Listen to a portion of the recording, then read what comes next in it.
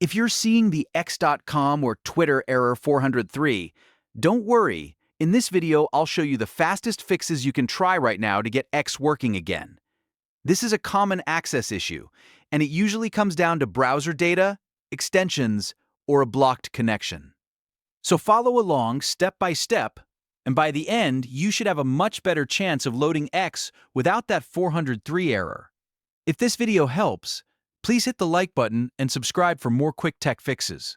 First, on your keyboard, press Ctrl, Shift, and Delete at the same time. This opens the browser's Clear Browsing Data menu. Here, make sure you clear both cookies and cached files. These stored files can sometimes cause login issues or conflict with how X loads in your browser. After selecting cookies and cache, confirm the time range you want to clear and then complete the cleanup. Once that's done, go back and try X again. If the error is still there, the next thing to check is your browser extensions. Click the extensions icon in your browser, and then look for your Adblocker. If you have one enabled, click it and turn it off for x.com. Sometimes Adblockers interfere with the page and trigger a 403 error, especially on sites that rely on scripts or authentication checks. After disabling the Adblocker, refresh X and see if it loads normally. If you still can't access it, try opening a private browsing window.